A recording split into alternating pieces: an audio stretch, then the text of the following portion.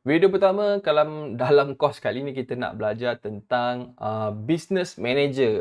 Kalau sebelum ni kita belajar cara dan menggunakan personal ads manager.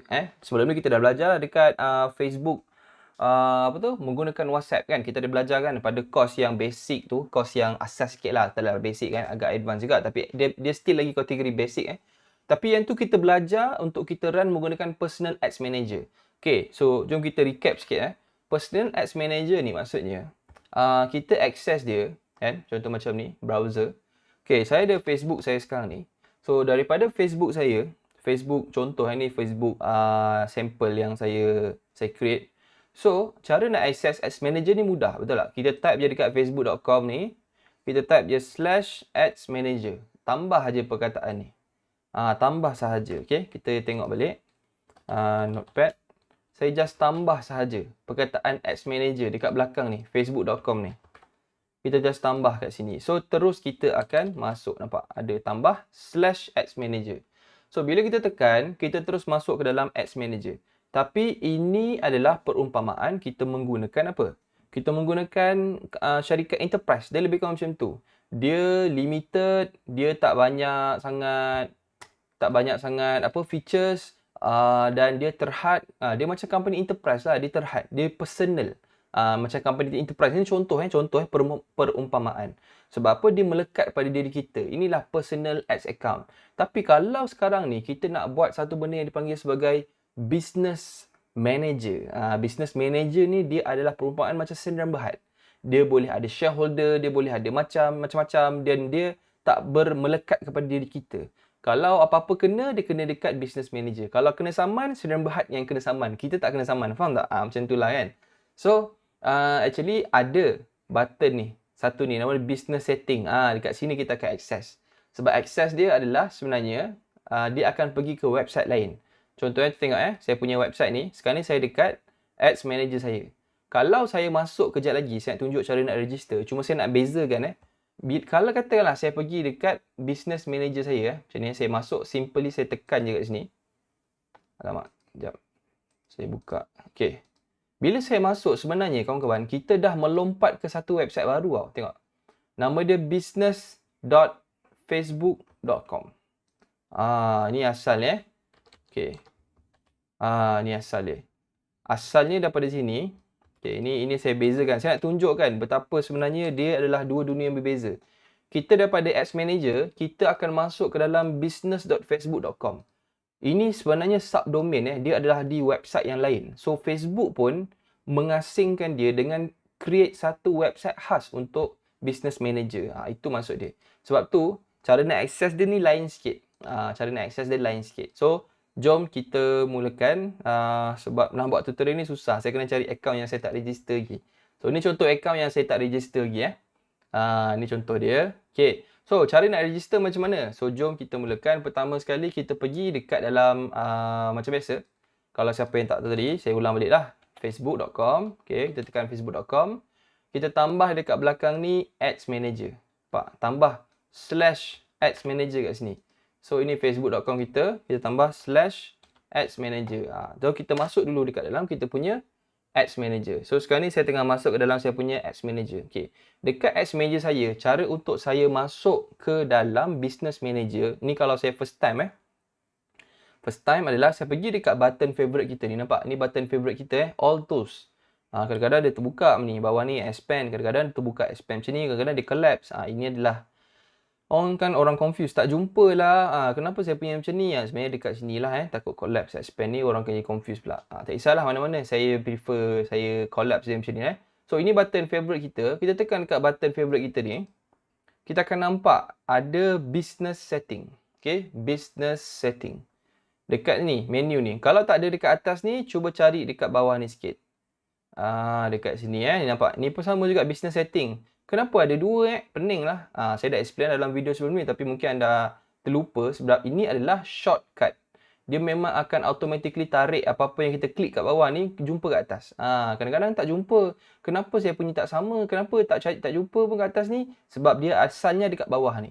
Mungkin kalau kita tiba klik ni yang atas ni pula yang event manager pula kalau kat atas. Tu anda kena faham sebab nama ini adalah shortcut sahaja. dia hanyalah shortcut bukannya menu ini just shortcut menu je. So kita pergi dekat business setting. Klik business setting kat sini ataupun kat sini sama je. Okey, klik Okey. Bila kita klik business setting, apa yang berlaku adalah kita akan masuk ke dalam satu paparan ni. Paparan business manager. Ini kalau kita keluar macam ni maksudnya kita tak register lagi business manager. Ada setengah orang tanpa dia sedar dia sebenarnya dah terregister. Kalau dah terregister, tak adalah keluar macam ni. Ini hanya keluar kepada orang yang belum register. Okay, saya tunjuk akaun saya yang saya tak perasan rupanya saya dah terregister. Saya pun tak ingat bila saya register. Contoh okay, ni akaun saya yang satu lain. Saya pun ingat saya ni newbie. Saya pun ingat saya tak ada business manager. Saya pun pergilah dekat saya punya business setting. Sama macam tadi.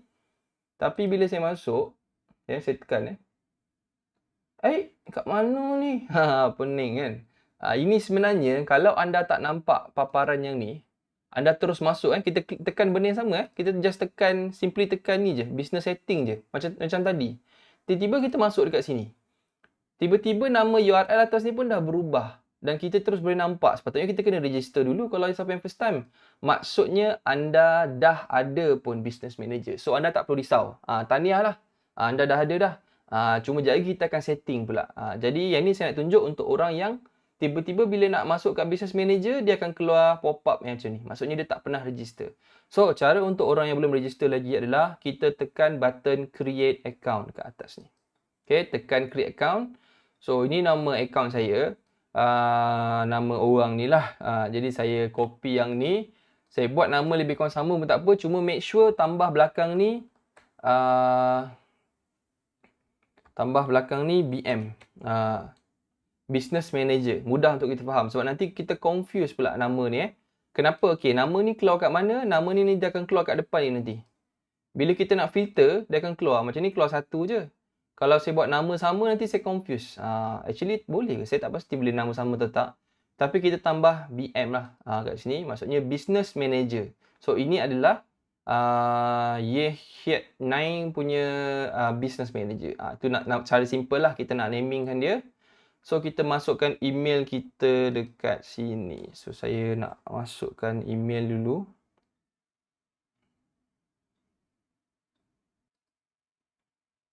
Jadi, saya masukkan email saya dekat sini. Okay. Dan kita tekan submit. Tekan submit. Make sure email yang betul. Nanti sebab dia akan hantar verification ataupun confirmation something like that lah. So, tekan submit sekarang. Okay. Bismillahirrahmanirrahim. Kita tengok. Unable to create. Error while processing. Please try again. Okay. Saya try sekali lagi.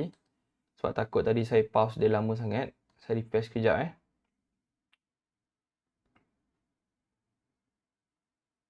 Okay. So, email BM. Okay, kita try sekali lagi. Kita tekan submit. Unable to create account. Okay, tak apa, jangan risau. Saya dah ada video dah record sebelum ni macam ni. Tapi tak apalah, dah tengok video ni Ni contoh bila kita dah isi nama macam ni Nur Syafiqah, kita buat Syafiqah BM. So kat sini kita masukkan satu email lah, email Syafiqah contohnya. So kita tekan submit. Bila kita tekan submit, dia akan keluar macam mana tau? Dia akan keluar macam ni. Okay, dia akan keluar. Okay, tengok. Dia akan keluar ayat ni. Syafiqah BM was created. Confirm your email address. Kita kena buka email kita selepas ni. So, kita kena check kat email kita. Okay, kita tengok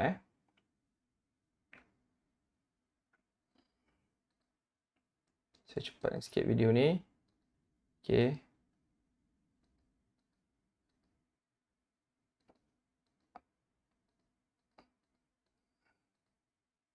Okay.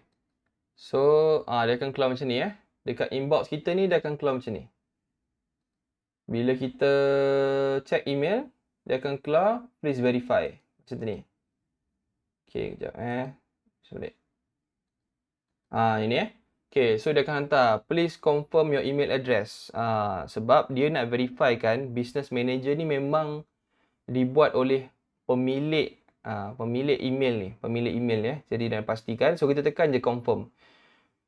Bila kita tekan confirm, barulah kita dah register. Barulah kita akan register lah. Tengok kita tekan confirm. Dan automatically dia akan masuk ke sini, nampak? Jadi ini adalah business manager yang baru sahaja kita daftarkan. Dan dia akan keluar kat sini. Your email address has been verified. So maksudnya business manager pun kita dah register, email pun kita dah verified. Jadi simple je, letak nama, lepas tu letak email. Itu sahaja. So next ni kita akan set up bersama-sama. Okay. Next ni kita akan set up bersama-sama. Okay. So let's say lah anda dah selesai. Okay. Anda dah tekan register business manager tadi tu. Dan semua orang dah berjaya masuk dekat halaman ni. Sepatutnya bila anda register je business manager tadi, anda tekan confirm email, anda akan masuk dekat sini. Maksudnya ini adalah business.facebook. Dia dah berada dekat dalam business Facebook. Okey, jadi tahniah. Next ni adalah kita nak tengok video seterusnya, yang mana kita akan belajar sikit lah dashboard tentang Facebook Business. Facebook Business Facebook Business Manager. BM. So kita nak belajar pula apa interface dia, macam mana, apa beza dengan Ads Manager, apa function page, benda-benda ni kan. Ada nampak ada banyak lah. Tiba-tiba menu kita dah serabut. Kalau tidak, menu kita sebelum ni sikit je, tiba-tiba ada banyak pula kan. Jadi kita nak belajar dalam video yang akan datang. Alright, teruskan tengok video seterusnya. Jumpa dalam video seterusnya. Assalamualaikum.